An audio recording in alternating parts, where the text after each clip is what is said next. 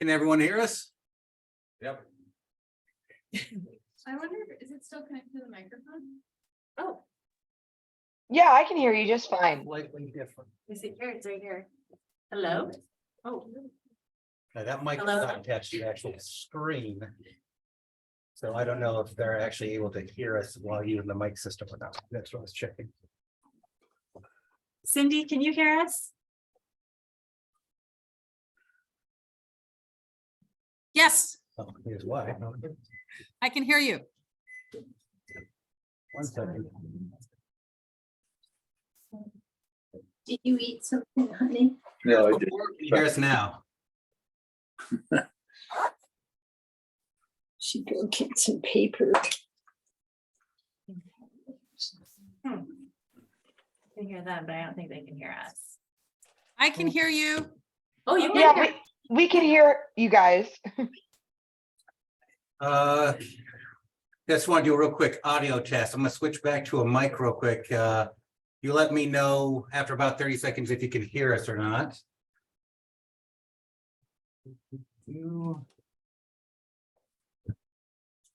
Check. All right. Can you guys hear us now? I'm gonna switch back because right now we can't hear you. You let me know if you could hear me talking this whole time, or if not. This is Cindy. I could hear everything. Anyone? All right, could you hear me talking? Yes. Okay. So I guess how this will work is you can use this mic. Hopefully that will help kind of louden things up for the people at home. Just while she's using the mic during the presentation, everybody there at home won't be able to actually respond. But when we're done, it comes to the question, Q&A portion, we'll switch back to this setting and you should be able to ask any questions you want.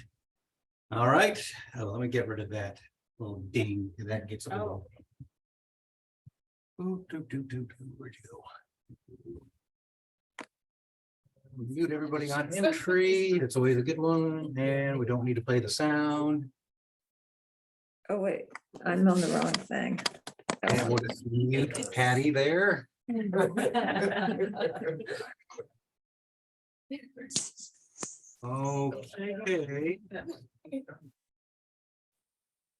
All right. So we just need to share our screen first. Do that. Here's that. Here's that. We'll put this little guy way over here. We don't need him. And there's that. It should work back and forth. Oh, can she just touch it or she has to use that? You can touch it, you can use that, up to you. We got that. Just don't hit these little side things right here. Pearl Sheldon had a big problem with that. It was a long night. Oh, So just Back and forth, button, okay. Yeah. We got it. all too easy. Let me switch back to the mic real Oh, quick. it's just so. Oh, it's Can you okay. film that one then? Oh, okay. I know, a lot kind of in your hands. Dang it. oops. Okay, hold on. Here, I'll start it. It's like, oh. There you go. Let's go back to slideshow. Okay. Okay. Go Is ahead. this on? Is this on? Yeah. Okay, well, great. Welcome, everyone. Thanks so much for coming. Yeah, to our kickoff event. So this year we're cleaning up 7 different beaches. 6 are open to the public. And so I'll just go through those really quick. So everyone's familiar with what we're doing. So Wednesday, May 10th, we will head to Casablanca. The weather is looking good. Monday, May 15th, we're hiking out to Twin Coves. Thursday, May 18th. Wednesday, May 17th, we'll hike to Battery Point, and Thursday, May 18th, we are chartering a boat and going out to Chilkat Islands. We'll be focusing on Chakotay and Katagumi. If you're interested in volunteering and you haven't already signed up, just let me know. Especially for Chilkat Islands and for the Katagumi, we do have limited space, so I just need a head count. And then Friday, May 19th will be our celebration barbecue out at Jones Point. That'll be at 5 o'clock. We'll provide burgers and hot dogs and we bring a side to share. All right, so many thank yous for making this event happen.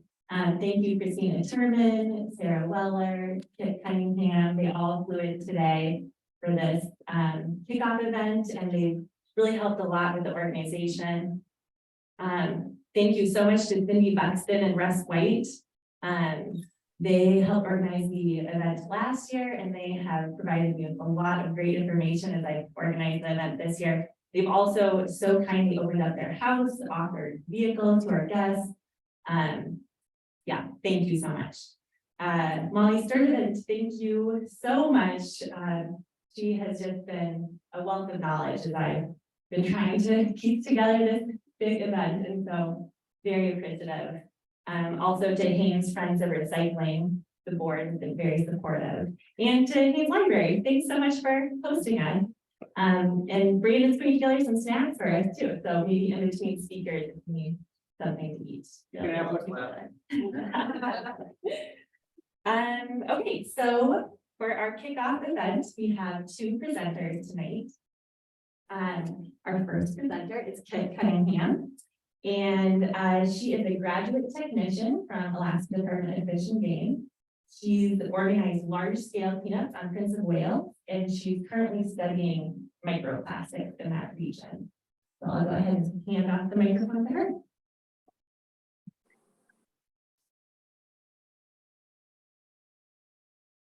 Okay, there we go.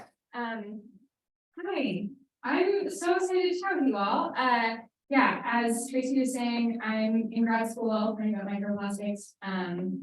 So at the end of this, when we do questions, I'll try my best to answer, but also if I don't, I'll write it down and get back to you later. So let me get this going over here first. Yeah, I'm at University of Alaska Fairbanks, work for Alaska Fish and Game. So what we're going to talk about now is microplastics, plastic in general, and then I'll talk about the big kind of project that I was part of. Okay, so we'll just start with plastic in general, and just to kind of maybe some questions I had going into this is one of the first things is what is plastic and does it actually break down? And most actual like food, most organic materials do break down, so you don't have to worry about that. But plastic is a little bit tricky. Their bonds are pretty stable, and so it's not that it doesn't break down, it's just on a time frame that's really a lot longer than we can handle, and at the rate that we're creating it. And then so this first bullet here, yeah, plastic made hydrocarbon bonds with distinct side chains, and the side chains are the tricky part about plastics. So side chains in general, they can be dyes, flame retardants, they can help like distinguish the texture of plastics. And because of that, it makes it especially tricky to sometimes recycle them because of that. Or once plastic breaks down, which we'll talk about later, that's kind of the bad thing that can sometimes get into the system. So I'll talk about this again later too, but like BPA is what people are very familiar with, that's considered as side chain plastic. So majority are in the chemical industry. Actually right now all of them are pros. There's no shame in plastic just in that it's so useful. It's just around everything that we use today. Huge advancements in the medical field, long shelf life, bunch of stuff. But then cons, one thing I wanted to point out here is it's very energetically and financially costly to remove once it's in the environment. So the cost of creating it and then removing it are very different, and it's very expensive. There's no end-of-life plan, which is also called a cradle-to-grave system. So it's not circular, whereas if you were composting, it could be considered, it's a circular system. And then it can enter terrestrial and marine ecosystems, which I'll talk about that too. And non-renewable carbons, a bunch more. So the main thing is plastic is super durable, super nifty material, but that's also why it's tricky in the environment. Okay, this is a bit of a confusing slide, but the thing I want to get at here is how long it takes for plastic to break down. So these things down here, land, marine, is and beach, and sediment is just the different breakdown times that it takes for plastic to decompose. And the biggest thing here, and what I've also talked to my professors about, is sometimes there'll be some plastics that break down within 250 years, and then some that don't break down, modeling in the scale that we're looking at. So that makes it tricky when we're depositing a lot of plastic in the environment and it's not breaking down. And I'll talk also more about that later. So scientists estimate there is 5.25 trillion particles, or 260,940 tons of plastic, which I didn't know what that meant, but that's like millions of pounds of plastic. There's 2,000 pounds in that. Floating debris in the world's oceans. So this North Pacific area right here, where Alaska is, it has the highest concentration. Okay, so what happens when plastic enters the water? So first I'll talk about biofouling, which is essentially when, and everyone's witnessed this, when it enters the water, it gets an organic coating on it. So you get that on the water, boats or anything that gets in the water, that's called biofouling. And that actually is starting to put acid on the material itself and kind of make a little colony there. And once that colony grows, that's one way it can enter the food system. And I'll talk about that more too. Photo and UV degradation, so that's the biggest way that plastic breaks down into smaller pieces, is with light and heat. So that makes it especially tricky in the ocean once plastics sink and they're away from that top level where the sunlight's coming in. That makes it harder for it to break down at that point. Ocean wave weathering is a big one, temperature, like I said. And then once it breaks down into smaller pieces, that's when it can get into the ecosystem. And obviously there's entanglement in ghost fishing once it is in the water. So this is just kind of a diagram of what happens. So let's start with this top line. We don't need to really dwell on the chemical side of things, but just breaking down smaller and smaller. The point of this is it doesn't actually break down, like the atoms are breaking apart, it's just breaking into smaller pieces for the most part within plastics. And then this bottom line is demonstrating with biofouling, where you have growth, like any sort of algae or anything like that. And then that kind of in turn brings in other feeders off that system, and that's how it kind of integrates. Okay, so this is also just more info on the impacts.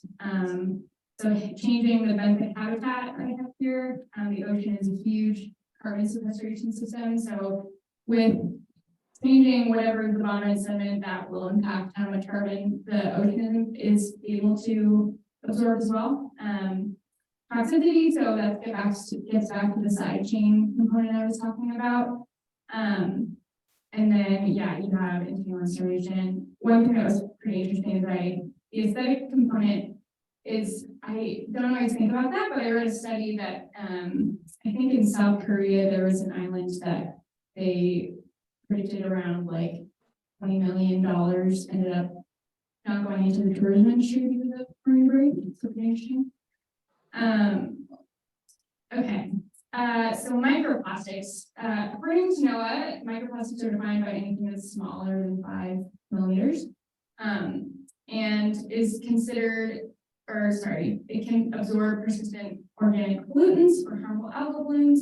So those are things happening in the ocean. And like I said, if it has side chains in it, that also makes it toxic. So kind of different levels there. Once it's absorbed into the system, it can cause a whole slew of problems. So it takes up space, which can cause like a sense of false satiation, anorexia, lethargy, the other detrimental behaviors. And then in humans, so I guess to back up a little bit, the tricky thing about microplastics is while it's been around for a while, there's not a set methodology on how it's been determined or how people go about that process in the laboratory. And there's plastic everywhere. So a lot of studies that have happened in the early 2000s are not getting as much credit because people are thinking that plastic was introduced in the lab environment. So that's just one thing I wanted to point out. So part of this is I'll be analyzing all my samples this fall, but really important to right now to have a more standardized system, which is what everyone's moving towards. So cycling connected potential endocrine disruptors, and then bioaccumulation, which is essentially it enters a small thing and then just kind of gets more concentrated as it goes up the food system. Okay, ghost fishing, which probably many of you are familiar with, but this is just a particularly detrimental side of marine debris, is that if you have any form of net or anything that you're using to catch animals with, and then you cut that off, it obviously continues fishing. So some of this it can go to the bottom, but I know I've read a handful of papers where you just keep catching nets. So, and no one wants that. I mean, if you're a fisherman, that's very counterintuitive for you also. So, that's part of one of the study I'm doing too. So this is just an example. And I did want to point out for cetaceans or whales, pinnipeds, like those are very long-lived, low fecundity, or low offspring species. So killing a few of them makes a pretty big difference. This is getting back to just the life cycle of plastic. So just again, like the cradle to grave system, right now about 10% of the global plastic is recycled and the rest is going into the landfill of the natural environment. So definitely in order for this to continue, we need to figure out a more circular system. I just wanted to touch on this briefly, recycling and resin codes. So I think in Haynes, there's 1 and 2 recycling here. Yeah, I know that at least in Juneau, something I struggled with is what's called ritual recycling, which maybe many of you are familiar with, but you just hope something's recycled. So you put it in there and it actually is kind of detrimental to the process. So just wanted to touch on that. There are different types of plastics, and that can make it challenging too. Okay, this is a big thing that I've kind of noticed within my research is, so this is the timeline, the amount of plastic that's been produced up to 2018 here. And essentially what we're seeing now is, yeah, obviously this kind of mountain, but moving forward, we're producing this much and more plastic. So in the coming years, we're seeing, I guess what I'm trying to say, we're seeing a fraction of what we will see in the future if things stay on a track. Which is, yeah, I think more transition to reliance on plastic in other parts of the industry. Yep, so this is it again of going up to 400 million tons of plastic per year, and these are like various prediction levels. I think low is maybe business as usual, but still an increase in what we're seeing. Yep, amount of mismanaged waste is predicted to double by 2050, and yeah, production is interesting. Okay, another thing I want to touch on is the Pacific Garbage Patch, which as many of you have probably heard of. So the biggest thing here is a lot of people think that's just a floating island of trash that you could live on potentially. And you actually can't see it. I mean, you can, it's like this kind of sludge of microplastics, but that's the thing is it's mainly consists of microplastics. And once things get, for microplastic, once it gets smaller, it's obviously a lot harder to pick up. So I have another slide on this. Yeah, this is about the 2 gyres with the plastic in them. And for this study, this was in 2018, the plastic fragments outweighed zooplankton by 6 to 1. So a lot of plastic accumulating. Yeah, something to keep on your radar, and just I would love to chat with everyone about how to move forward there. So on a more positive note, we're going to transfer from that and talk about what's happening in Alaska, which I am not going to spend too much time on this, and then my experience. So for motion, there's the NOAA Marine Debris Removal Act of 2006, and just around the state. So I'm relatively new to the marine debris world in the past couple of years, and I've just been so excited and floored by how many people are involved in this in Alaska, and it's so cool. So these are just like a list of a couple of things that people are doing, but just being here, I'm like, oh, this is so incredible to be part of this with you all. Anyway, I did want to mention the Ocean Plastic Recovery Program. They're opening they're in the process of opening a recycling plant in Kodiak for marine debris next year, so that's just one exciting piece of news for moving forward. Is that part of NOAA? I don't know what grant they got, yes. Yeah, I was looking at the NOAA Sea Grant. But is it at the NOAA office itself in Kodiak? Oh, no. It's separate, independent, like a nonprofit. Yes. Okay, so I'm gonna get to my project. So what I did is I applied for the NOAA Marine Debris Removal Grant, and we went out to Forester or Gusku Island, which is a small island off of Prince of Wales. And it's super biologically important. It's the largest sea lion riparian in North America, millions of nesting seabirds, considered a central fish habitat. And I was actually out there as a sea lion technician, and just noticed a lot of trash too. And there's no inhabitants. So as you can see, this is a photo of it right here. It just gets hit with a lot of bigger systems. Anyway, so this is a picture of one of the, ew, okay.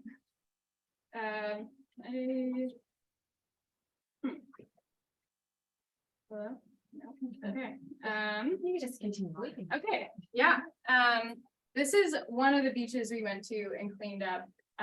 And I think from this beach in particular, we ended up getting like 2,000 pounds off of it or something. So yeah, a lot of trash in a small area.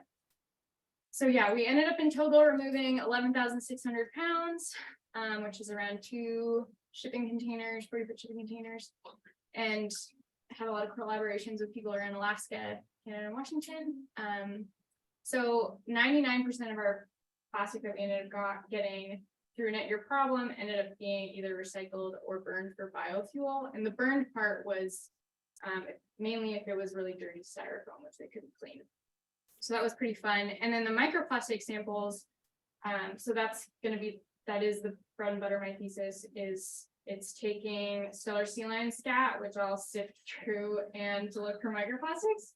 And then there's this bird, Cassin's auklets, and they regurgitate their like contents sometimes. So I collected that and I'll also sift through that. So the fun thing about that is the sea lions and auklets occupy very distinct sections of the food web. So Check out nice things.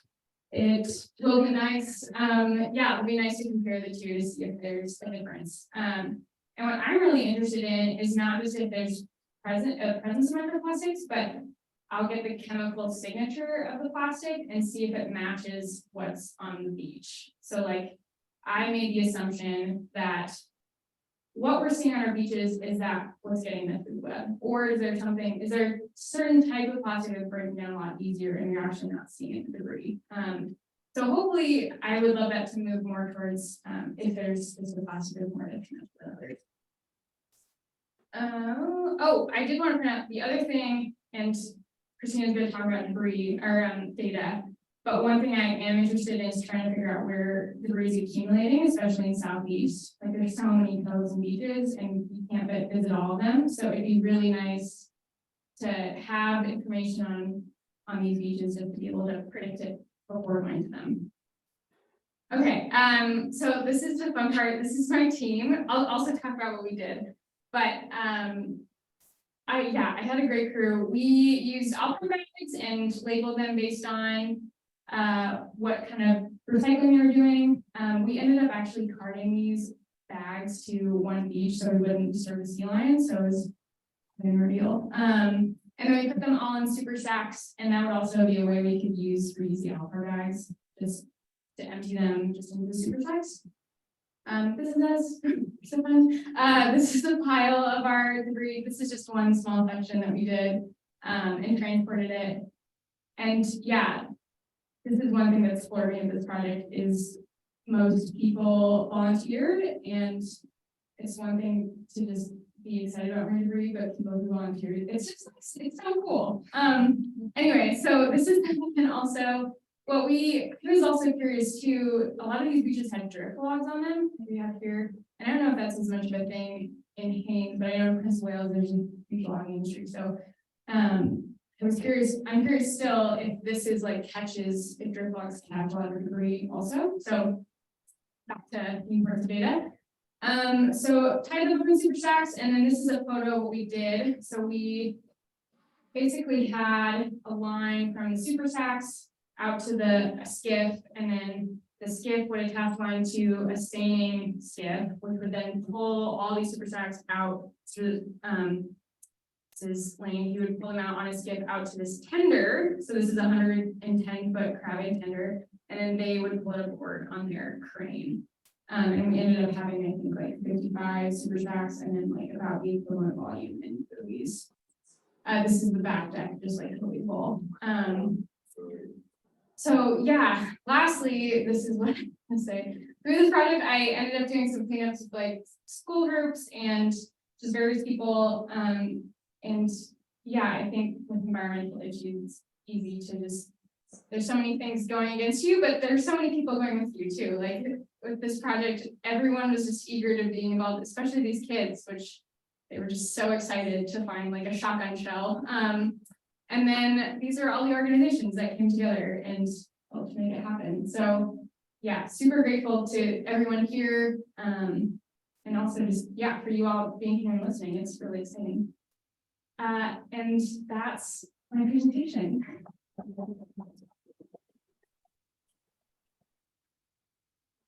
I'm not sure if Zoom people can, if we can hear you, but you can put it in the chat or raise your hand too if you want.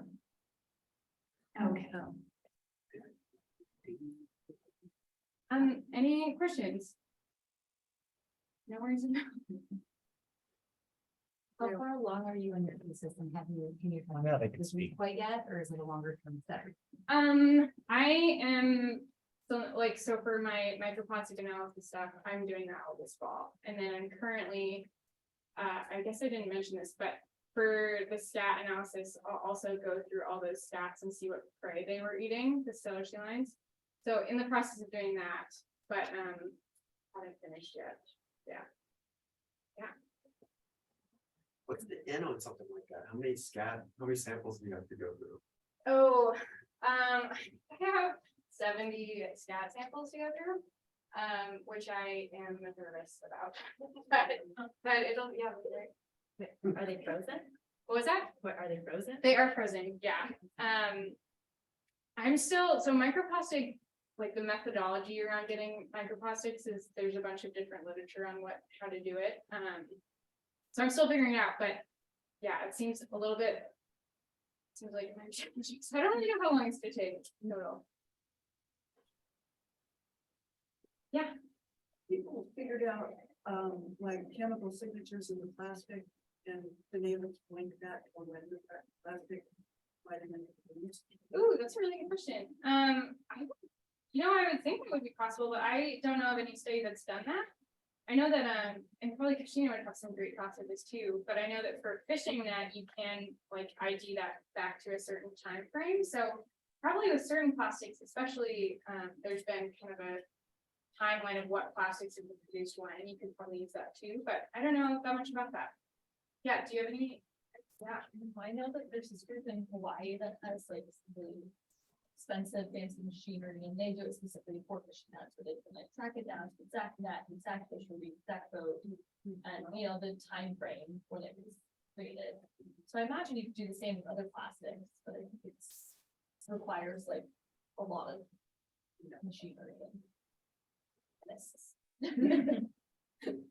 that was cool. Yeah. Thank you for your time, everyone.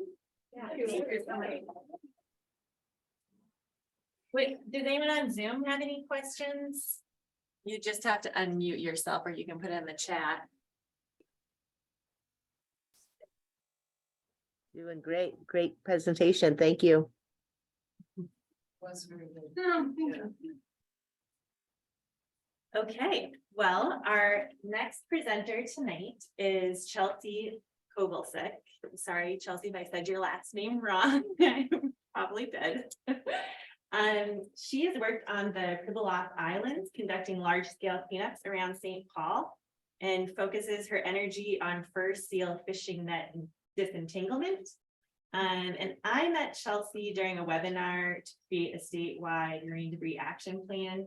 And she gave an excellent presentation, and I immediately reached out to her and asked if she would present at our kickoff event, and so just so happy that she said yes.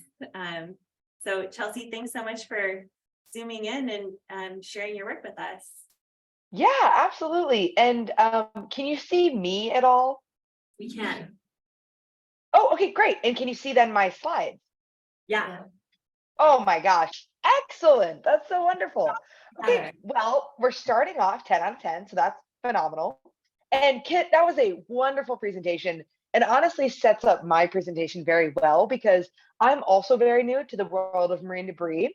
And I will not be presenting on any of the background of like plastics and the degradation of plastics or anything like that. So good thing you just got that. Okay, but hi everyone. My name is Chelsea Kowalczyk. I am a master's student at the University of Alaska Fairbanks, and I am also an Island Sentinel for the Aleut community of St. Paul Island.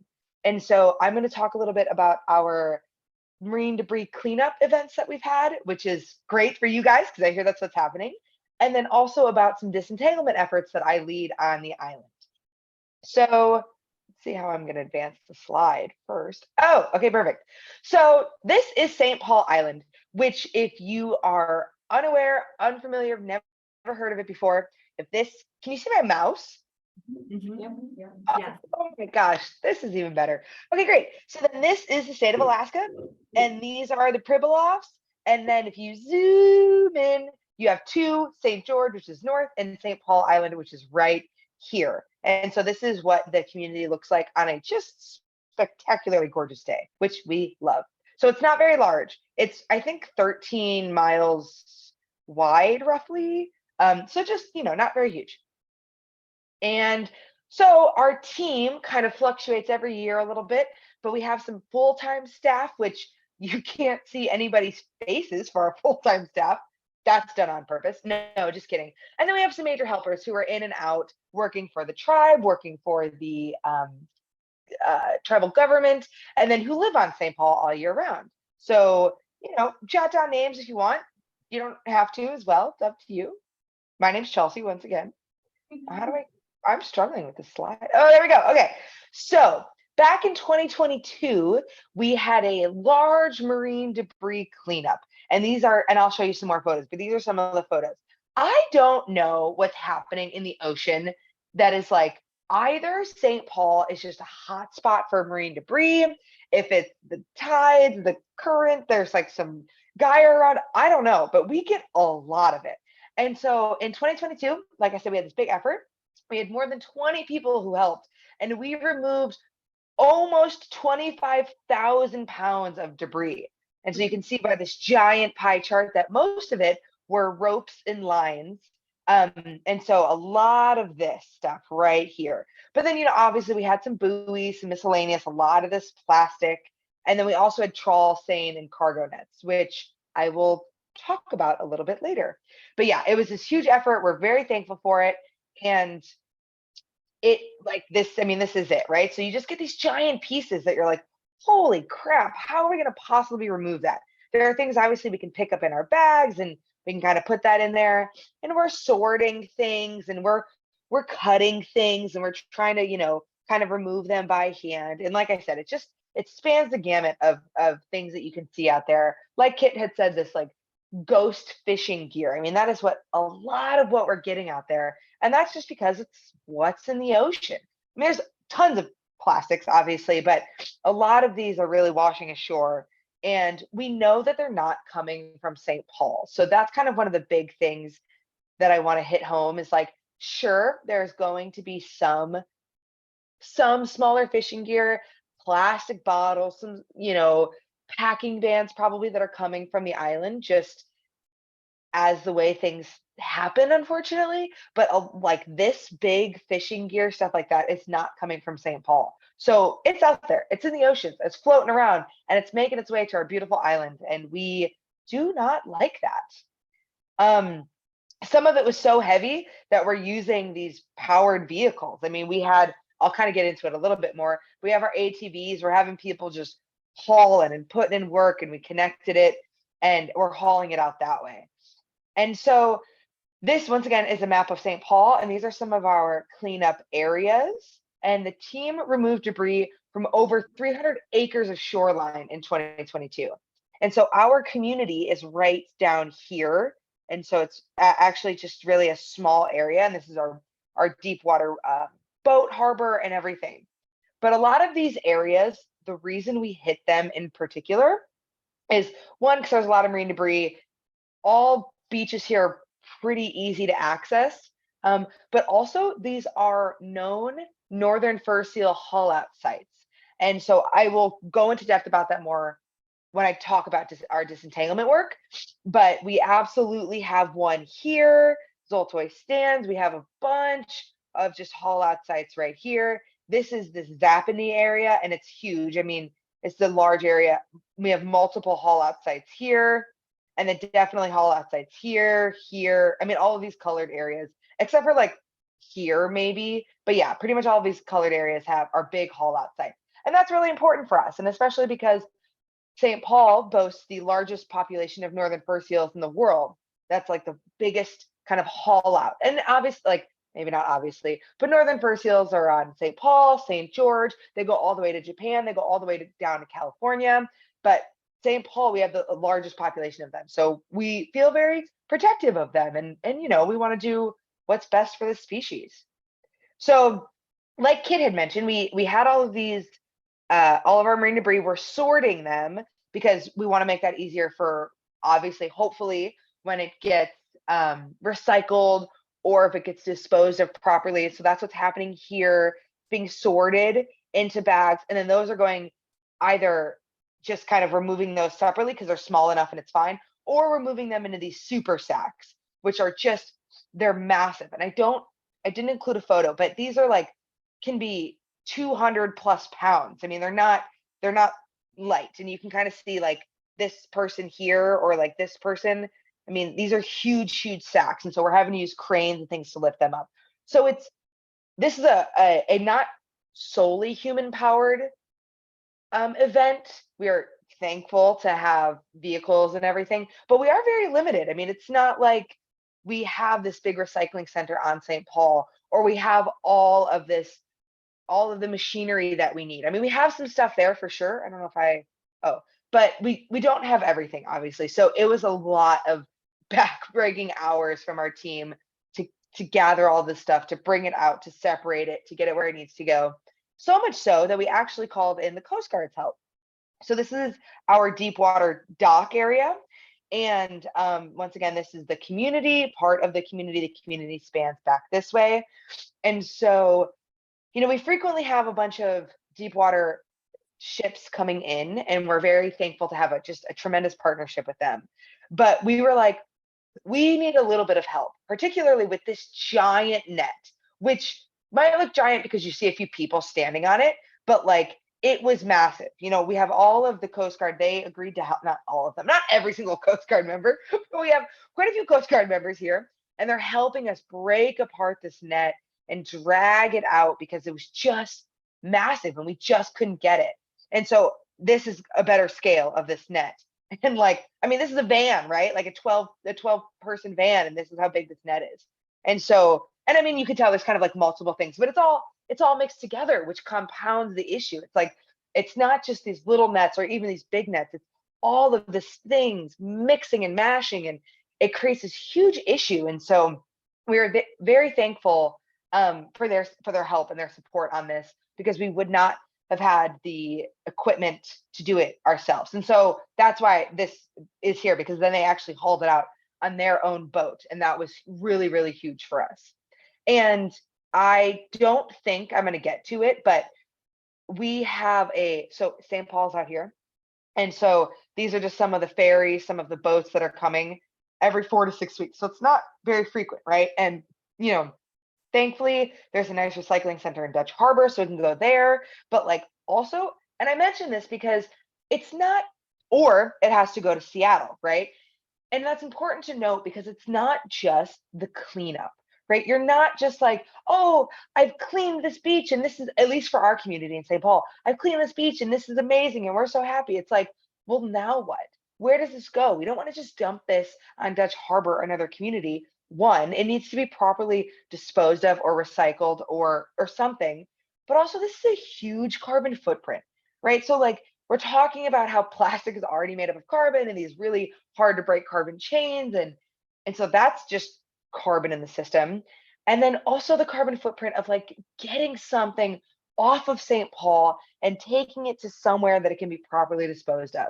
And so these are just like compounding factors, but also just kind of things that can bring you down, and you can't let it. And I really appreciate that Kit had that slide of like positive momentum moving forward, because sometimes, like in all honesty, it just stinks. Like it just is hard when you see this plastic in the environment and you do this amazing work. Like you guys will feel that gratitude, that immense joy of like cleaning up your beaches, and it really is a lovely feeling.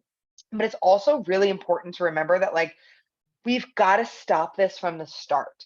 And so it is about like, you know, just little things about seeing it there. If you see it on the beach and just picking it up and immediately recycling that, or like trying to find better ways, better usage to decreasing our carbon footprint or our plastic intake, our single-use plastic, because these efforts are amazing and we should keep them up. But we're going to have to keep doing this year after year after year if we don't really tackle it from the source. And so we are, what's our next slide? Oh, okay, so I'll get to that. So we are planning a marine debris removal on St. George this year, because we have like 200 or 300 super sacks just on St. George. And because once again, boat tenders don't come out that often, we have really great partnerships, but they're super heavy, so they can take like max 50 super sacks at a time. A lot of our super sacks have actually started to degrade on St. George. So we're sending out a team this May, end of May, beginning of June, to repackage a lot of those super sacks and then take them off St. George. We got to get them to St. Paul. And then from St. Paul, we have to get them to Dutch Harbor or Seattle or something. So like it's a lot of effort, and it's a lot of continued effort. And especially when you're out in these remote communities.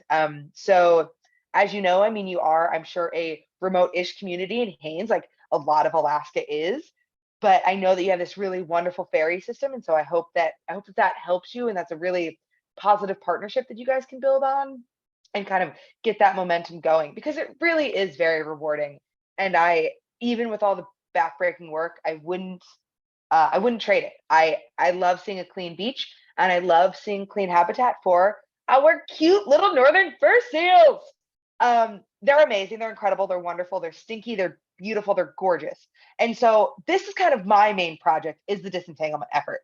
So this is a bar graph dating back from 2008 to present. We have a few missed years in here, I think.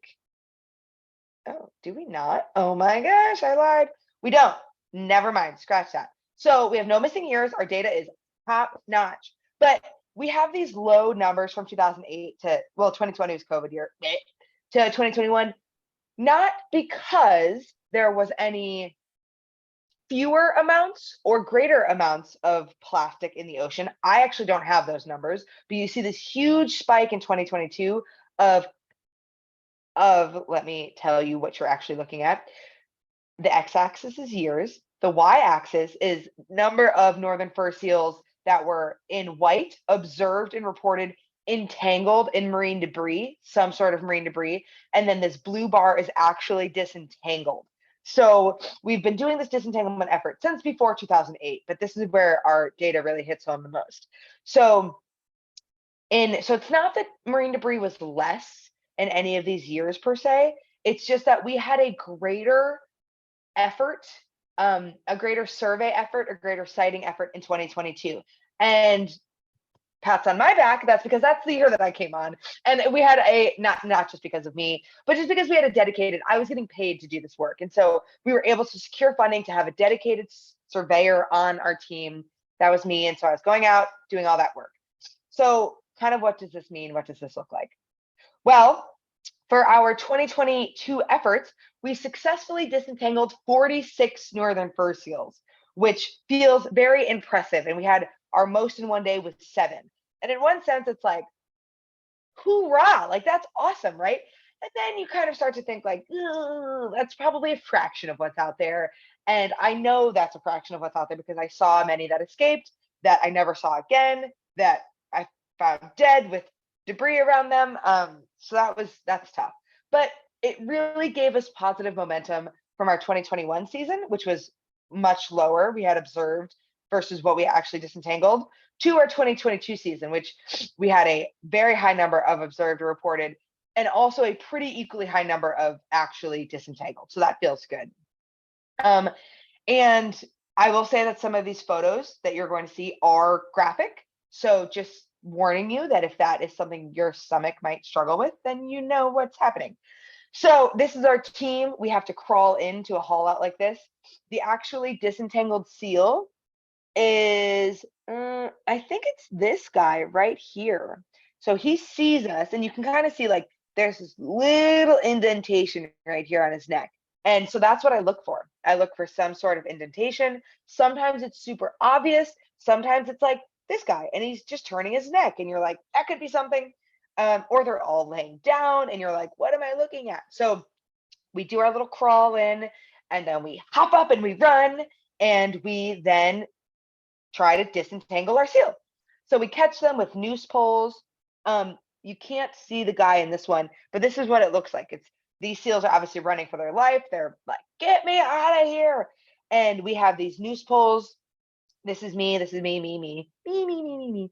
And we then noose the seal, and our team comes in, we hold them down, and then we jump on it very carefully. We are trained. We have the appropriate training. I do not suggest this because this is a big freaking seal. And they can be you can even see his little teepees. So, and then this is a packing band. So then we go in, once the seal is secured, we cut off whatever is there, and then we pick it up, right? And so we're trying to like, not just cut it off and leave it there because that would be silly. We're cutting it off. We are cataloging it. What are we seeing? Where was it? Is it just on the neck? What's happening? Blah, blah, blah, blah, blah. And so these are some of our more graphic images for sure. And you can tell that like, it could be one random seal in the situation. It could be a seal with a big net on it. That's very obvious. It could be this seal, once again, had a little packing band on it. We have to deal with the different terrain that's there. This seal was a really thick rope that this seal is roughly 6+ years old because of his whiskers are all white. That's how we can age them. But he's about the size of a 3 to 4 year old. And a year, 2 years, 3 years is significant. Like if he's looking 2 to 3 years younger than he should be. This is because he's not getting nutrients, right? Like this is cutting into his energy budget. And I mean, look at this huge gash. This took a very long time to cut this big rope off, and I carried it back, and my arms were very much getting tired because, and it wasn't that far, maybe 400, 600 meters, but I was like, oh my gosh, this is really heavy. And, you know, you might be asking like, why are seals, and I'm really only speaking about seals, why are they like so prone to being caught up in marine debris? And it's because they're curious little playful creatures. And so they like to they see something, they want to swim through it, they want to check it out. And when they're young and they're small, they can do that. They can swim through packing bands or nets or like play around them. And then one day they're just no longer that size, right? And so then it gets stuck on their neck, and then they start to grow and grow and grow if they're lucky, and things like this happen. And so we typically see it around their necks. We do have some successes, which I have a photo of, I hope I put it in here. So this is just kind of what this looks like, right? This is one of our esteemed team members, Paul Melavidoff. He's been doing this, you know, for time immemorial. And so this is what this looks like. And you can see down here that this is kind of what this looks like. And as like some sort of debris entanglement. And it's hard. It's really hard to see. So, okay. So this guy right here, I hope I have, oh, okay. We'll talk about this guy. So just keep his picture in your face, in your memory. But we've seen anything from paper towels to shoelaces on these animals. So it's just a shoelace tied in a circle. You're like, come on, no, that can happen. a paper towel that was somehow in a circle, they swam through it. We saw 18 for this season, 18 fishing or like trawl nets just like this. But our biggest one were packing bands. And so packing bands, like, you know, you think of this plastic band that I should be able to rip open. It is very hard. And that's its purpose, right? Like it is a sturdy, tough plastic that is not meant to just be broken open, or else packages would be broken open. So you just kind of maybe don't think about those things, but anything that can create a loop, there's a campaign, it's called Lose the Loop. Because seriously, anything that can create a loop can and will and has entangled some creature. If not a northern fur seal, then it's you know, we've all seen the video of straws up turtles' noses, and everyone's like, I'm anti-straws. And it's like, well, it's not just straws. That's great. Let's be anti-single-use plastic. But it's common household things. A shoelace, or like crab pots. They have this black thing that like kind of holds them closed. We've seen that. So really anything that has a loop, like if you're worried about recycling, if you're worried about proper disposal, if you're worried about any of that stuff, like getting into the ocean, which if you are a human on this planet, you should be worried about it, especially a coastal community, just cut it. Like seriously, cut it. Because I know that like this going into the ocean, you're like, I'm not going to cut all of this. Make sure it properly gets disposed. But you can easily cut shoelaces if you're throwing it away that are in a circle, or packing bands or anything like that. We saw a weed whacker, like the weed whacker plastic stuff that was like probably tied around a weed whacker that came off, that was around a seal's neck. So it's like literally anything can get wrapped around their necks. So to not leave you with so much doom and gloom, part of what we're trying to do is like see some success stories. So this sweet, beautiful, wonderful, cutie little seal right here, actually a day later turned into this seal right here. So this is looking pretty rough, right? But what that shows is that this seal can easily be this seal, which means he has survived for at least a day without the debris on him or her, most likely a him. And you can tell it's already healing up a little bit. Saltwater is tremendously healing. We've known that. Every culture knows that. Every human knows that. And so we don't do any sort of post disentanglement care other than letting the animal free and letting them do their thing. Because antibiotics, anything topical, can just get washed off in the ocean. It could get licked off or who knows what. And we don't want that getting into the system like that. So we just do like a saltwater bath. They just go in there. And this is really a positive thing. And this was literally a day later. So yeah. And so we had some citizen science public reports. 4 people called in, and it's a small community of only 350 people. So 4 people called in and were like, hey, I see an entangled seal. And our team went and responded. And this is a packing band here. So sometimes they're really hard to see, right? Like our nooses are around it, but it's just this little indentation around their neck. And so these are locations of disentanglements. And if you kind of remember back to our marine debris cleanup, it was all of these areas that we had highlighted, and some up here, and then there was like some over here, which like I said, aren't haul outs, but these are the haul outs that I patrol every day, 5 days a week, sometimes on the weekends. I'm looking for marine debris. And yeah, so that's just a little map of it. Oh, and that is all that I have. This is a beautiful aerial, this is a PDF, so it's not going to show you, darn it, sorry, but it's a beautiful drone image of drone video of St. Paul Island, and it's gorgeous and it's wonderful and it's amazing and I love it there. So I'm gonna just keep this up, and if anyone has any questions, thank you so much. Woo, yay.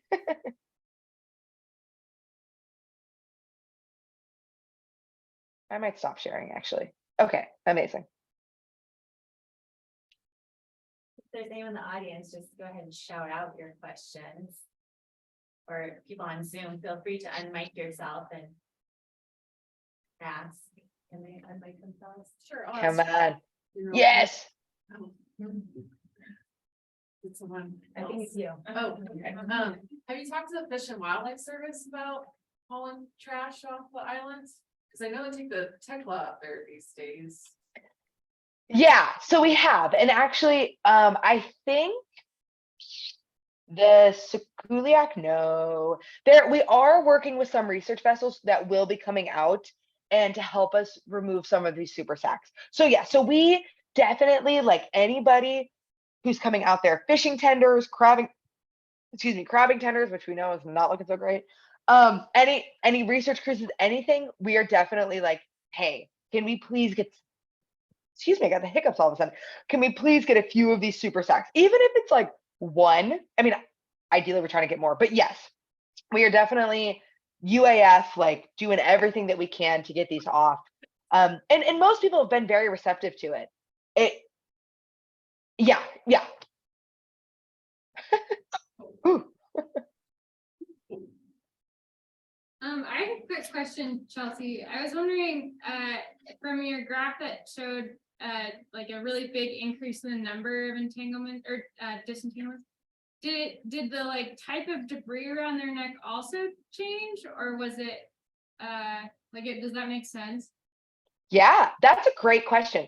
And because I just started in 2022, don't have that data, but we do have it somewhere. I'm going to guess that it has not changed by much because everything that we're seeing, like these trawl nets have been around obviously for a long time. And like maybe packing bands have gotten sturdier. I don't know the chemical structure of all that and like what was being used versus what is being used now. So maybe that has changed a little bit if the structure of packing bands have used, but like St. Paul can get Amazon. I mean, any place, right, can get Amazon shipments. Everything's getting shipped in or flown in. Everything's coming in packages. And it's just like a reality of these rural places. It takes a while, but like it can happen and it all comes in these big shipments. So they all have these big packing bands and they just shimmy right off. So I don't know actually if that's changed, but I would guess not tremendously so. I'm sure these like weird outliers, like a weed whacker thing or like a shoelace, those are oddities, but like, one of each of those is not much. But yeah, I would imagine not much change. Cool. Yeah. And it's kind of an important thing to know that like we're not seeing like a monofilament fishing wire. So it's not like a really thin stuff that you're gonna do with like a cast and reel. It's all these like big trawling, gill netting, staining sort of nets, like those big nets that we're seeing. Question, Chelsea. Yes. I'm curious if you know anything about the types of nets and how long they might have been around, before they landed on your beaches. So for example, are there still nets from the high seas trawl fishery that changed, 30, 40 years ago? Another great question. I don't have that answer, but part of our cataloging is to try to determine that. Like, because I was kind of standing on my soapbox of like, we need to get it at the source. And we're doing a lot of reactive stuff by disentanglement, right? Like that's kind of where our hand is. But we are trying to get to the source of like, okay, if we can say this net somehow, or this larger thing came from this boat in particular, or this, which we might not get, or this manufacturer, maybe we can kind of get at it a little bit. That is a big undertaking. We are seeing, I mean, a lot, like I said, a lot of marine debris, obviously 25,000 pounds just in 1 year. So we don't have that answer yet, but we are working very hard to get to that. And Veronica Padula, who no longer works for us, but kind of still works with us, she's done a lot of that work. And so she's trying to do some, I don't even know what tests, but like proper tests on these things to see if we could see where they come from. I don't know what that looks like, but we are working towards it. We don't have that answer, but we're hoping to get there one day, sooner rather than later. Thank you.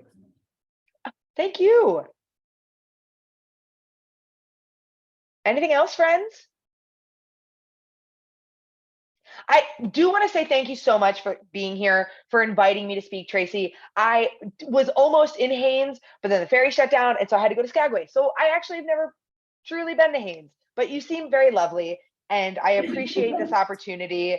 And if anyone seriously has any questions about like our debris efforts or disentanglement or just anything, like chat with me. Tracy can give you my email. I'm super open to that. Yeah, I'm willing and open to answer questions, and I hope you guys have a wonderful, amazing marine debris kickoff week. You're doing incredible things for our planet, and it all is just small bits. So thank you. Thank you so much. Yeah, yay for you guys. Yeah, I really appreciate it. Great presentation. Absolutely. All right. Um, Well, oh, goodbye. So we're moving into the training session. So this is for folks who are going to volunteer to clean up, especially if you're going to the Katsahine or Chilkat Islands, we'd like you to stick around. But if you need to get up and move for a moment, we do have some things on display. We have some snacks. So maybe we'll take a 5-minute break and then we'll come back and do our training session. Okay, so same there on Zoom. We'll take a 5-minute break. We'll be right back. Well, oh, I know. I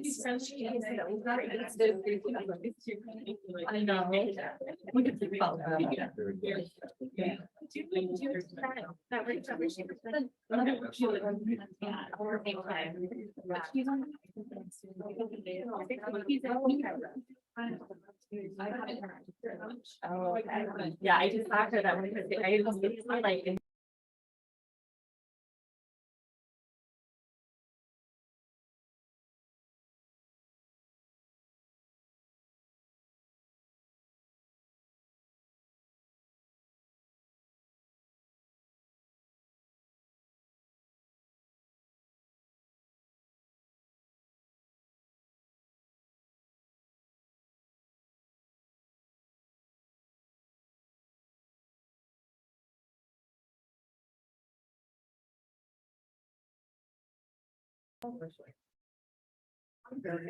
Seems like my kid's room. Oh, and then we can do full slides from there, right? Full sides right there. You are good to go. Great, all set? Awesome, okay, well, I promise we don't have too many more slides to bore you with, and then we're gonna get into this kind of data tutorial. But hi, I'm Sarah Weller, I'm with Ocean Conservancy. Sorry, I didn't choose. No, that's okay.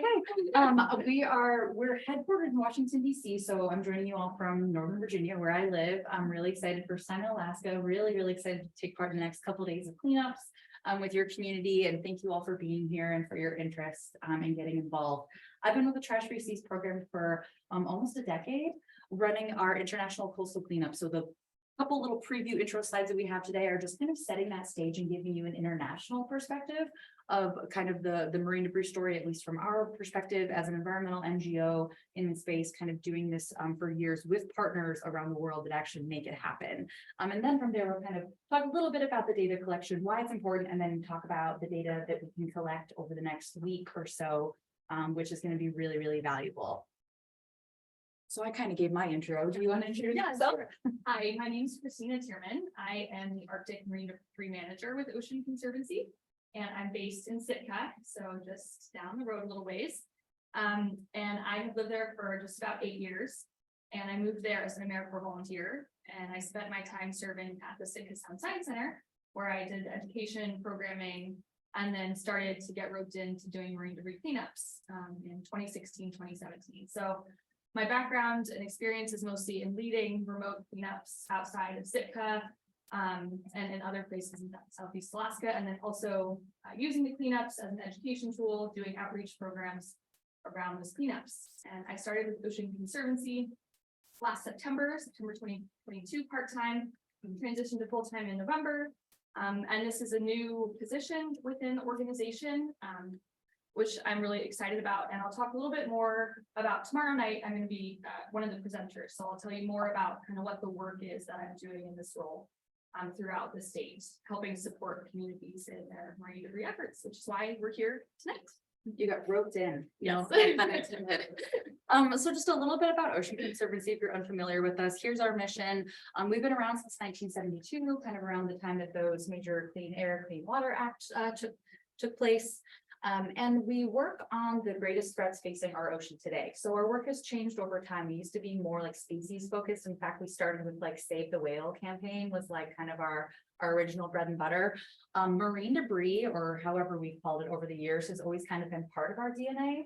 And the International Coastal Cleanup, which I'll talk about in a minute, is really kind of the backbone of the rest of our program work and the science and the policy work that we can advocate for on the Hill in DC. But we really try to focus on science-based solutions in whatever field we're working. So just to give you a kind of a smattering of some of the other program work, we have colleagues in Florida doing Florida conservation work. We've got obviously the Arctic team, fisheries work, ocean planning, which is kind of like being smart about the way that we're using our shipping routes, to smart ports, to decarbonizing ports, all of the above. And then of course, ocean plastics is a big one. And as our two previous presenters have talked about, we probably don't have to harp on this too much. It is ubiquitous. Especially in the last 5 years or so, I feel like the kind of public awareness has really grown to kind of a peak globally, especially when we're talking about plastic pollution in the marine debris space. And of course, we've got the Great Pacific Garbage Patch and really all ocean gyres accumulating this stuff. So really our focus is on how can we stop it upstream? How can we reduce the amount of single-use unnecessary plastics that we're creating to start with? And then how can we clean up what's already out there, what's accessible? So what Kit and Chelsea really emphasized nicely is that once it gets out there and it's been broken down by UV and wave action, it's just nearly almost impossible to go out into the open ocean and collect it. So what we're doing on land is really, really important to kind of stop that flow. So the International Coastal Cleanup began in 1986. Two women and our predecessor organization, we weren't even called Ocean Conservancy at the time. They were on the Texas Gulf Coast in Galveston, Texas. And they were fed up with the amount of trash that they were picking up on their beaches daily. I'm sure you all can relate to this. Beach cleanups, trash, plastic cleanups have been going on for eons. They wanted to organize the community around it, and they had the foresight to want to track the types and amount of debris that they were finding too, because they realized that over time that might be important for us to track. And this is kind of this new burgeoning field of plastic pollution in the environment. And so thanks to their original efforts and the millions of volunteers that have taken part in the years since then, we've really amassed this awesome global movement. It kind of takes place on its own. It's kind of its own monster, if you will, every year. It usually happens on or around the third Saturday in September is a big coastal cleanup day in a lot of communities. So we have partners in over 150 countries and then almost every state, and they're inland cleanups as well too. It's not just, it says coastal in the name, but we have a lot of river and inland partners as well. So what makes the ICC special is this data collection aspect. So that's what we're going to talk about today.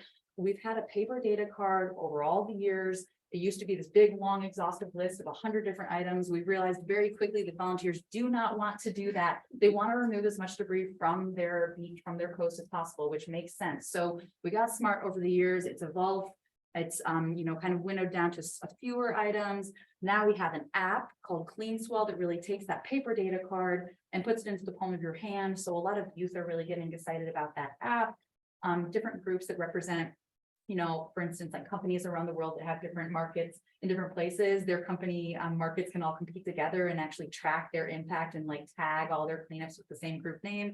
So there's a lot of cool technology that's developing around it. And the important part and what I geek out about it and manage is this online ocean trash database where all of those data feed in. It's open access for anyone, scientists, researchers, and daily we're getting requests for, can we understand what sort of debris are washing up on this shore and how does it compare to this country? And so all the data are standardized into this online open database.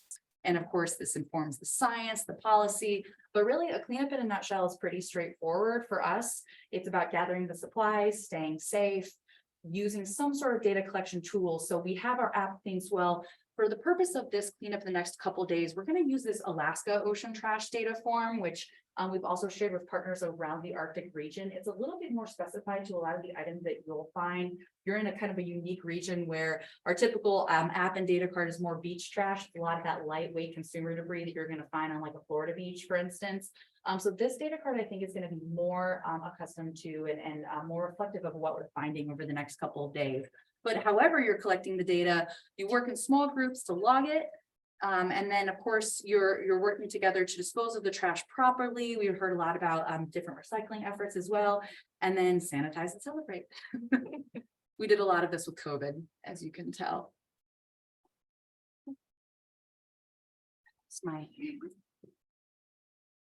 We froze. It's the animation.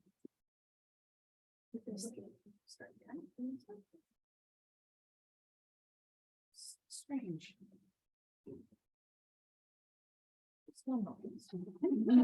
We are here. And then we are here. Okay, so this is what the typical data card looks like. I won't talk on this too much because Christina's actually going to walk through the one that you have in front of you right now, and you're welcome to kind of take a look and get a preview. But really, it's pretty simple when you start taking a look and diving into kind of the information that we ask of any sort of volunteer community cleanup. We got to know how many people you're working with. We got to know where you're cleaning to the best of your knowledge.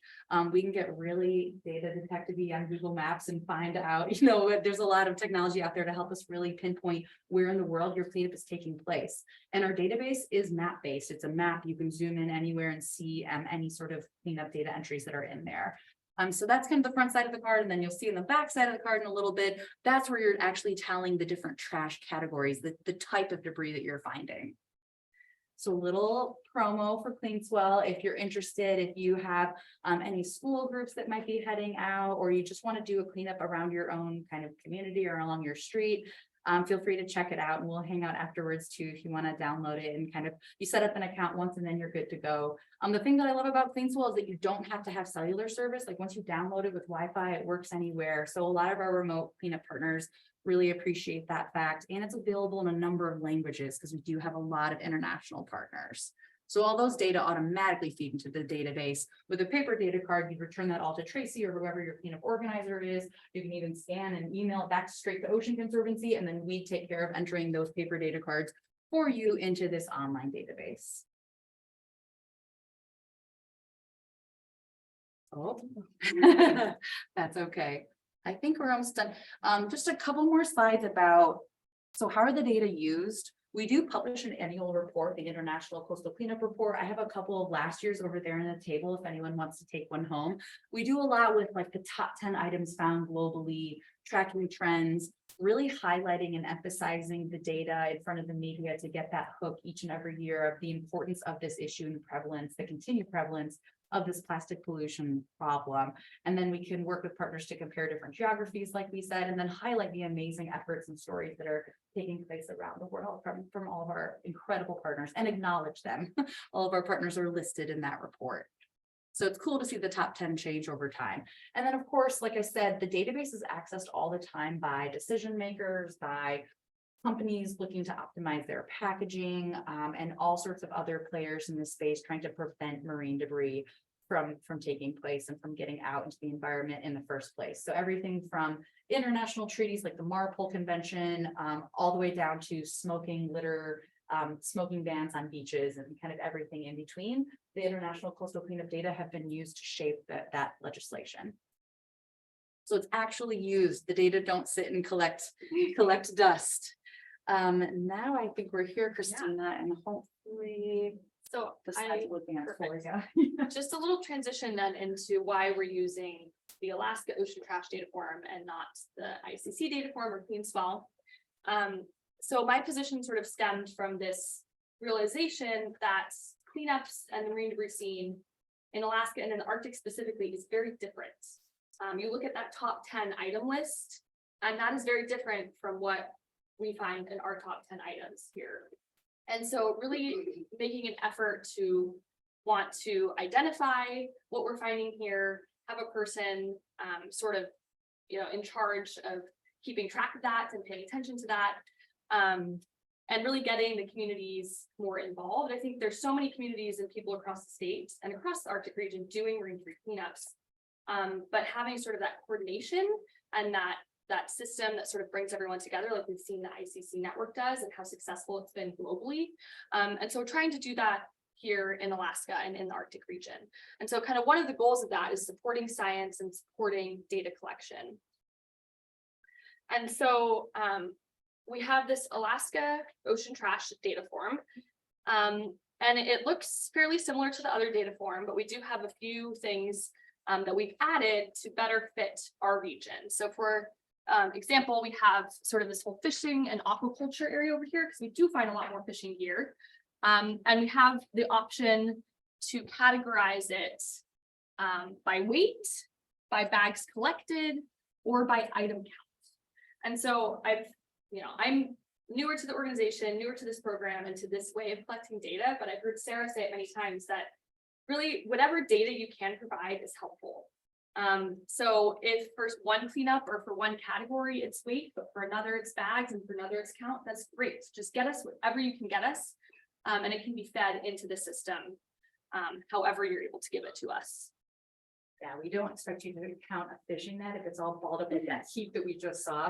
Chelsea presented. Yeah, whatever works best. It might be different, for the item. So you'll notice across the top, we have that, and you can look on your data sheet as well. There's the weight, there's the bags collected, and there's the item count for that category specifically. And then down here, we have more of just the totals. And so there's areas to tally up and then add up your totals there. So I just wanted to point those things out. I'm going to walk through it much slower than this. But just those are some things to note as we look through it. So I did a cleanup just a few weeks ago out at Shoals Point on Crusoe Island, which is near Sitka. And this is a photo of what we found. And so earlier today, I went through and I was marking off the data as best as I remembered on a form. And so that's what I used to show you guys tonight.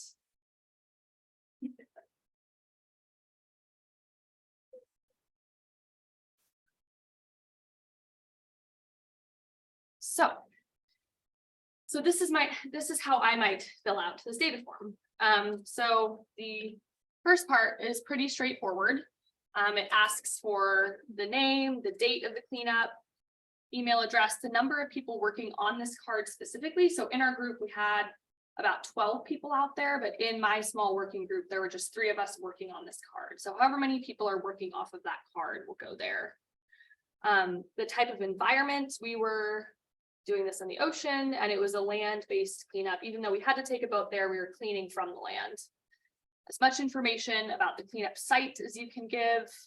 Again, it's different here. Oftentimes we're going to remote locations. So if there's a nearest crossroad or landmark, I put Sitka, which is 12 miles away, but I could have also put St. Lazaria, which is an island nearby. That's a landmark that would show up on Google Maps. And then the post cleanup comments of something you would probably fill out at the end of the cleanup, but just because it's on the front side, I'm going to go through it now. And so it asks for just general comments. So that could really be anything you want to say about the cleanup. It went really well. These were the challenges we had. I put that we saw bear tracks on the beach, no bears, thankfully. But when we did pull up, there were just hundreds of eagles around. So that was something that I noted. Fouled debris or debris with clear animal bite marks. I don't know if you guys have found debris that has like eagle marks on it or bear bites out of it, but that would be something to note there. We often find debris that has the pelagic gooseneck barnacles on it, which are not invasive, but it's just something to note. And then any notable brands or source identification.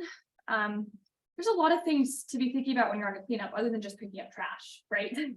So if you can't, take the time to read each label and look at where it's coming from, it's totally fine. But sometimes I'm just curious and I'll pull out my Google Translator and take a picture of it and it can tell you what language it's in. And so you can identify at least the country of origin. And so that might be something to jot down in that section. And then were there any items that were not removed for a particular reason? Maybe it was a hazardous material or an item of cultural or historical significance, or maybe something that was just too big. On this beach, there was a large tractor tire that we were not able to move, so we left it there. And then it also asks about any dead or injured animals and if they were entangled. And on this beach, there was a dead humpback whale, but it was not entangled as far as we knew. But they actually did the necropsy on it today, so we will find out more. So that's the front page of the cleanup. So that top part is filled out before the cleanup. This bottom part is filled out after the cleanup. After I go through this with you guys, we're gonna then do kind of like a mock cleanup here where we have some trash and pull out, so we'll practice going through the data card together. Christina? Yeah. Do you want coordinates for the items that you leave on the beach? That would be a great thing to add. Yeah. Yeah, if it's something that, yeah, if it's something you think that you'll be able to go back and get, that's a great thing to add. Yeah, I have one for I that. did Yeah. that last year with a whole bunch of tires on a big beach. Yeah.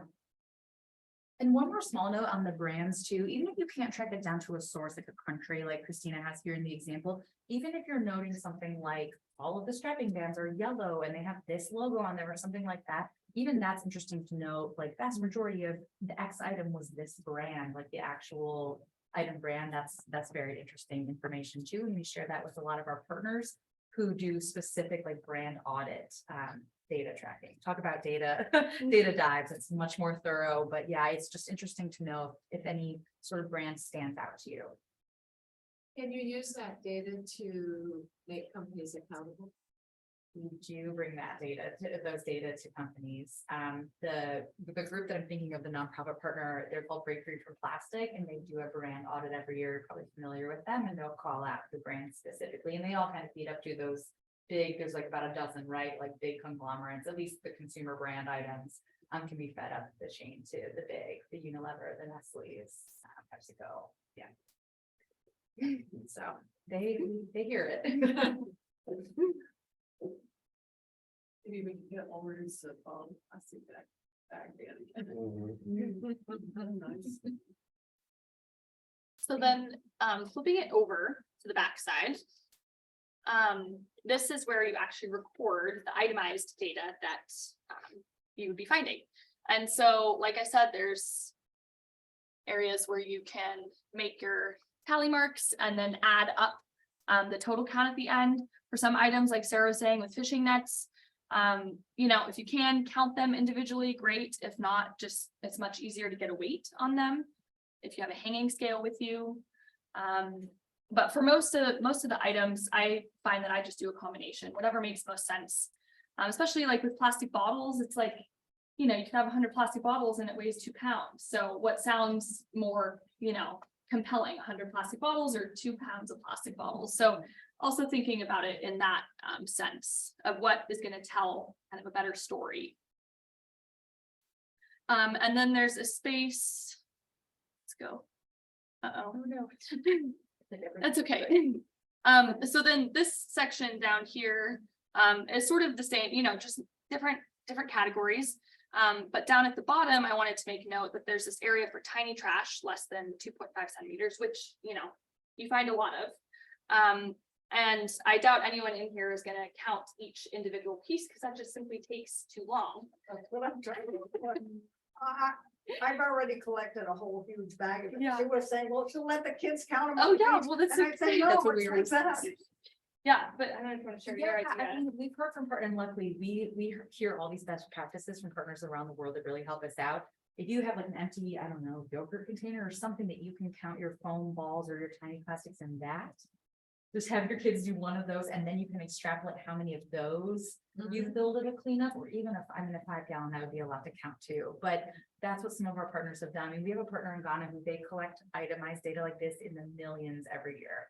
They just have a system in place and they do the cleanup and then they basically do the data collection for like the day, a few days afterwards. So they're a little bit on another level, but the foam and the plastic pieces, that just use your best estimates too. I mean, you can even estimate like what a handful would be and then how many handfuls you have. But yeah, that's a really tricky one to get an exact count. And we know that community volunteers aren't getting an exact count every time. So that's okay.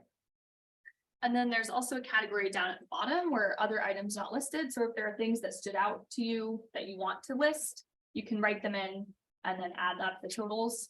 I've never done a cleanup and not found a toothbrush. And usually it's multiple that I find. So I added that in and put that I found 6. So feel free to add other items to that section as well. And then down at the very bottom is the cleanup summary.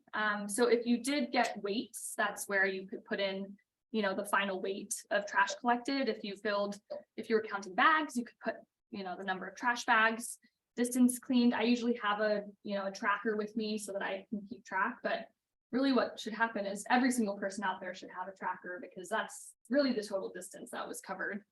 And then the area cleaned is something that, even if you have the distance and the location, we can kind of figure out how much area was cleaned in the cleanup. And then, when you're done with your data collection, it's something that, like Sarah was saying, you can take a picture of it and send it in to Tracy. Tracy can pass along to us. Or there's an email address on here that you can send it into, really any way of getting it to us. And then it will go into that global database that you saw there, and we'll have more representation from this region, which is really important in thinking about, both Kit and Chelsea's presentations about, yes, the cleanup of course is important, and we see the direct impact we have when we go to a beach and we clean it up, and that feels really good. And we do have that conservation impact, but to make it actually go beyond the beach, you have to work towards that source reduction, but to work towards that source reduction, you kind of have to have, the data that points to where it's coming from. And I was definitely one of those people that was like, oh, I don't want to collect data. It's like, I just want to be out there cleaning up, like it takes a person away, or it takes my time away from actually collecting data, or from cleaning if I'm collecting data. But I fully understand the importance of data collection. And it does tell a really powerful story. I mean, you can use numbers to paint the picture. So we're really excited that you guys will be collecting data on your cleanup. We're excited to be able to use it in our database. And we're hoping that at the end of this year, we'll have a top 10s list for Alaska that we can share with all of you, that then you can post here in your community and start working towards reduction. So I think that's everything we have. The only thing, I want to talk about how in groups, we kind of glossed over that. Yeah. Or maybe Truthia, but maybe you have a plan for how we're gonna break apart into groups. I'll Or just the say, cleanup. Yeah, like when we organize a cleanup and we break off into teams of, 3, 4, 5, whatever it may be. We usually just recommend having one designated data recorder, right? Like you all don't need to have a clipboard or pencil app on your phone, just have that one data recorder or take turns. Or if you're physically can't be picking up the trash, it's a great job for you to do that. And then just have the rest of your team call out the items as you pick them up. 3 bottle caps, a buoy, whatever it might be, foam pieces. And then the data recorder can kind of follow along and tick and tally. Another thing we recommend, if you're like, completely overwhelmed by the amount of debris you have, and like you're doing a cleanup like what we're doing here the next couple of days where it's like multiple hours, even just doing an hour of concerted effort of recording the data still gives us a good reflection of the types and amount of trash that's on that beach, or at least the ratio of the items. So even just doing like a subsampling of an hour of your day of data collection is really wonderful too. Just to throw that out there. It seems daunting to do this for 6 hours. And that's part of the reason why I wanted, everyone to come and get the training, so we would all know how to do the data collection, but I don't imagine every person with a clipboard and picking it up. I hope that we could work in groups of 2 to 3, maybe 4, where one person's writing down and then the other people are, collecting the garbage. So, and then you can kind of rotate through. So, I mean, if one person loves data collection, they could be the data collection person the whole time, but if you're not loving it, then we can all take a turn, but we'll work in these small groups. And you'll just shout out what you're collecting. That sounds good to everybody. Yes, Molly. Tracy, from the 3 years that I coordinated and made the cleanups here, it did seem like it was onerous to try to collect data. Right. And part of the reason is that some of our beaches are so big and people tend to spread out. And so if you really emphasize right up front, when your group is gathered at the trailhead to head out, how you want to structure it. Yeah. And maybe offer them the option of, if it gets to be too much, talking to your phone. Right, that was a good idea. And what if it's raining? That's not right in the rain paper, right? Well, it can be. Yeah, we will have it, but I agree that is totally a challenge. And I think every cleanup I've done when I've collected data, it is different. Some cleanups, I'm able to collect it in the field because it's a nice day and it's a sort of aggregated area and it works really well. Other times it's pouring rain we're all far apart, we can't even hear each other because our hoods are on.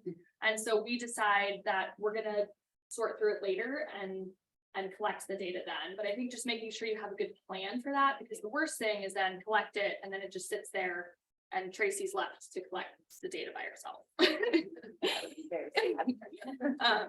So I think what we talked about was for tomorrow, Wednesday, we'll try it in the groups like this. And if it's just like, if it just doesn't work, then we won't do that the next day and we'll come up with a We're different really plan. gonna give it a good effort. Yes. Even if it's hard, we're gonna try it. And when we go to Cascade, it's split. I've split the beach, well, with Stacy's help and Molly's help, we've split the beach into different sections. And so, there'll be like a team leader for each section, so you know where you're going. But then within those groups, that's where we would imagine you working with, you know, either 2 or 3 people to collect the data. And we can make it on Right in the Rain paper, and we really don't want to bring it all back and sort it, because you, I think all know we're a very limited staff at Toxin Watershed Council, and that would be way overwhelming for us. So,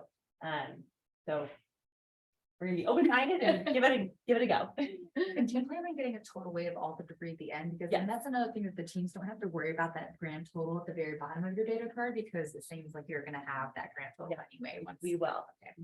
Pretty sort of, so. Okay, last year we buried stuff in the woods because we couldn't pack it. We had a piece know of where it is? foam that was Yeah. bigger than this, that's so huge. That literally 2 of us looked at it and said, there's no way we're taking this. So we anyways." will, debris that's so large this year, we will mark the coordinates. And then that will be part of. Well, it's maybe on the next- tree line, so we just stuffed it into the tree line, and Yeah, because we figured as long as it was buried. We didn't know what else to do with it, we couldn't do it. yeah. And so this year we'll just mark where that is, so that we can have, you know, whether we're getting helicopter support I know or, whereabouts it is. yeah. Okay, so should we move into Yeah, we'll our- just do a quick run through. So Oh, can I just say something really Yeah, quick here? yes. I just wanted to show you all, these are the bags we're gonna be using. These are from the, we have these bags from the brewery and the distillery. So we're mostly using these bags, so we are not using new plastic to get rid of plastic. So garbage will go in these, but we do still have some of the yellow bags.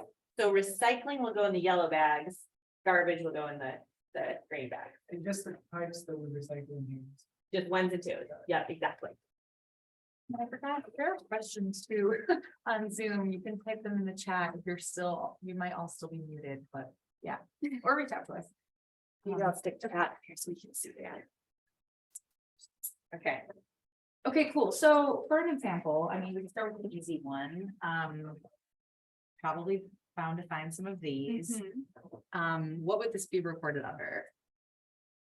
And as a data reporter, you will get familiar with the list of items real fast because they're in alphabetical order by their categories.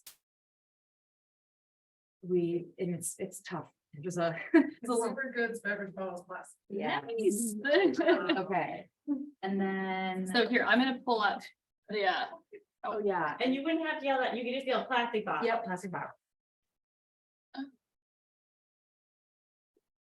Then what about something like this? There might be a couple of different spots on the data card, and that's okay too. Plastic. Is it recyclable? Cloudy plastic. That's what we call it at Kingsbridge, Yeah, the type of material. because it's separated for recycling. Okay, so we do have a category of plastic bottles and cans. I think someone said it, like cleaners and oil. So most likely I would count this there. I think, yeah. But I haven't seen that on the Alaska. Yeah, it's up on the top right. What? Kind of I under the know, fishing it's up there. agriculture, yeah, plastic bottles and cans, like oil and gas cans. And then like this guy, kind of could be either, right? But I would probably put this in the plastic bottles, cans. It's like a cleaner oil, different than like an individual drink bottle. Oh, sure. Yeah. And then something was this that we're gonna find probably quite a bit of, can't really identify what it used to be. This one's a little trickier. I think we do have foam packaging. foam, there's foam blocks and dock pieces, if you can tell it clearly was dock at one point. Otherwise, or if you could tell it was a foam food container, that's another Or option. from a fish box. Yeah. And if you Like really just block don't know, structures. yeah, foam packaging installation. And then there's just like an other category too. You could see other waste metal, treated wood, it's kind of just like a catch-all, or when in doubt, write on the margins or write in that other items not listed and we can help kind of locate the category too. Well, the pink and blue stuff comes from building. Yeah, like insulation, and we do have a construction materials category. Would tarps go under construction materials? That's a great Oh, I think question. we I think have- we actually have plastic sheeting / tarps. So there is a specific category for that. Thank you, Cindy. Go faster. Yeah, and another thing would be like, what? And then so. Looks like a milk crate, yeah. Yeah. So this would probably be. Let me see. Something in, I mean, are those used a lot on fishing boats or where would you guys like? Those are really common on our beaches, broken up. Yeah. Milk crates. Yeah. We could find out the plastic number.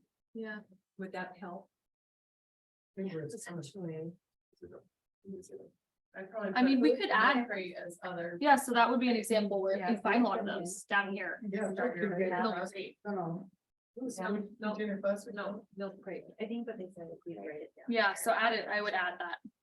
Yeah. Especially if it's something you know you find often like that, where you Yeah. want to keep it separate. Yeah. Mhm. Container plastic. Yeah, and this could be anything like this to like a takeout plastic container to like a yogurt cup. In between, And that's a number one plastic. so recyclable here. Yes. Mhm. A bait jar. Holders. Yeah, bait packaging. Are we going to collect plywood or treated wood? That might be a question for you, Tracy. That one is specifically a shrimp bait, Oh. container. More often we find the crab bait ones that are a little shorter and squatter. I don't know. Oh, and I'm sorry, I'm throwing things in. No, here, that's but, good. For, that is something that we repurpose. So rather than recycle, we save all of the bait jars, whatever kind they are, and we have a guy that buys them from us. So, you know, anything that you can repurpose, you know, that's a bonus. Repurposing, reusing is better than recycling. And Rachel, our Marine Tree artist, will be talking about that tomorrow too. With the treated wood, did you collect that last year, Molly? Or We did. Okay. And that, just went to the landfill. We didn't get that much. Definitely bring lots. Really have We've got that lots of too, gloves. plenty of. Yeah. Okay. Grab some more items. Yeah, So another one under bait packaging. but netting, I think it's Yeah. important to call it Yeah. netting because it's a different type of plastic. Yeah. Yeah, and you can decide as a group how to define these. I mean, this is good that we're having this. Sure, somebody needs a clip. You can see why the original data form was like hundreds of categories. Yes. Because you want to be specific, but it's a balance, like, yeah. And there is a spot for strapping bands, right? and Yes, packaging bands. yeah, over I on know this that that side. is on there. I know we've talked about that a lot today. So. Packing, and strapping well, bands, it- so, You guys find weather balloons? Have you found weather balloons? No. No.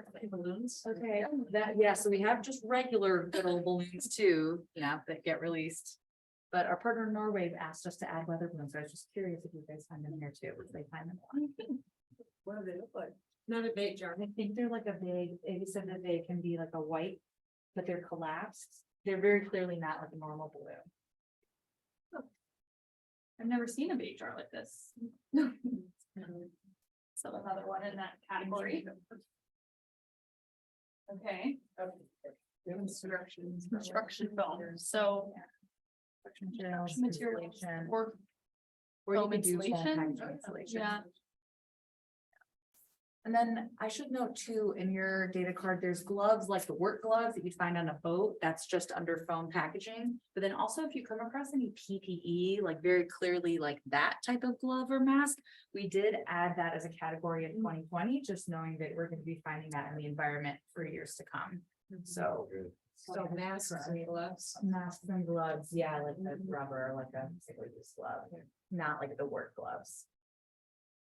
Sorry, really quick question. Is it best to distinguish based on like the type of plastic or what it is, I guess? Our data card is designed more of what it is. But if you as a group want to decide types of plastic differently, especially if you're already separating them out into bags, you can do that as well. Okay. But the typical average volunteer, they're not gonna know the type of plastic. We're a little bit more, so they're just gonna go by what it is. Yeah. Or what they thought it was. There's a couple good chat questions. Oh.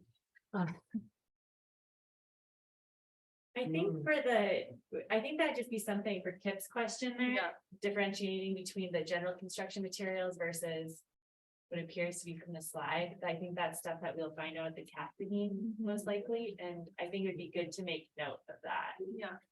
We found it at Battery Point also. Oh, okay. Yeah. Oh. And it's clear, it's easy to tell because, you know, it's like it's got electrical wire. Stuff that didn't escape. And I'll also say, like, this is our first time really using this new data card in Alaska. Our partners in Norway have been using this and it works well for them, a similar category, but if it's not working, like, we want feedback from you guys. So if there are categories you think really should be on there, because we find a lot of this, or things that shouldn't be on there because we never find it, definitely we want that feedback. This is kind of the pilot year and we're hoping to make changes and improve it moving forward. One other thought I had on the plastic is, in my mind, at least when we were collecting. For plastics, we tended to, you know, you could categorize 1 and 2 that's recyclable. But then kind of lump things that are hard plastic. So like that piece of garbage can there, I would probably lump with the piece of milk crate. It's probably different kind of plastic, but it's hard plastic, right, compared to. Yeah. So you could have under other items, you guys could just have large, like hard plastics.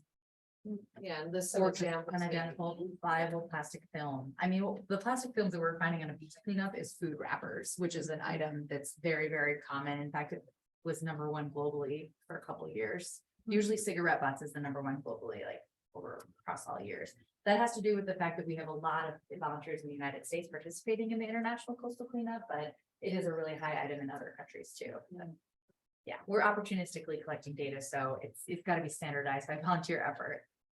I know we had a question before Ron's about the CleanSwell app, Cindy. Thank you for that question. So yeah, if you do want to use the CleanSwell app just out on your average cleanup, you would click start a new cleanup.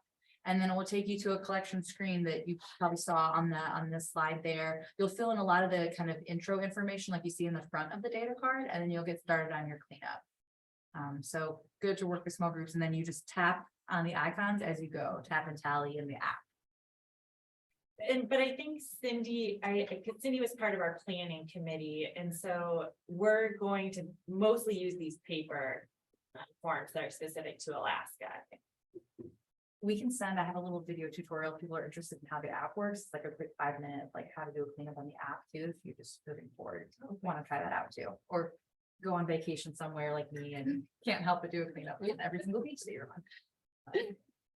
So this one from Ron, that we want to separate the data collection from what to do with the item. And yeah, so the data collection, as far as we're concerned, after you mark it down, it can go in whatever bag it needs to go in to be recycled or not recycled. And I think you want to state it again, what the Yellow bags separation are is. Oh yeah, so yellow black, so 1 and 2 plastics will go in the yellow bag, everything else will go in the white bag. And just from, again, my experience, there's really not very much #1 and 2 plastic. There's not much that's recyclable here. Hope you have lots of the other bags. Yeah. Oh, we got lots. Any other questions? Thank you for all the questions. It does take some getting used to, but the more you do it, the easier it gets. And We don't do it. Maybe you need some scrap paper too when you're going to figure out, you know, because you want to say 35 of this, but. If I'm counting something that I know there's a lot of, I'll just keep a tally in my head and then tell my data recorder, add 100 to the cigarette butts, like I keep my own tally, and then instead of doing the actual dash marks. Yeah. I do that as well. Saves your data recorder from being like cigarette butt, cigarette butt. Oh my gosh, I don't know. Yeah. Oh, well, thank you. And then thanks, everyone. Yeah, and so if you're coming to Kathleen, please just fill out that sheet right there, and there are. By Derek, there's a little volunteer packet that will go over what you need to bring as a volunteer. Definitely gloves. Molly set out some examples of tools. If you have some of your own tools that you want to bring, feel free. It will also provide some tools, so. Crowbar. Crowbar. I didn't bring that, but that's really useful. Thank you, everyone, for coming. How do we get it? For all those listening at home, this will be posted on the Haynes Library website, Haynes Library at Work. So if you know anyone who wanted to be here but missed it, you should be able to catch it here in the next 2 days on our website. Otherwise, everyone have a good night. We'll see you tomorrow. Jonathan switching routes. And then we've got a couple. Yeah, I forget which ones were. Yeah.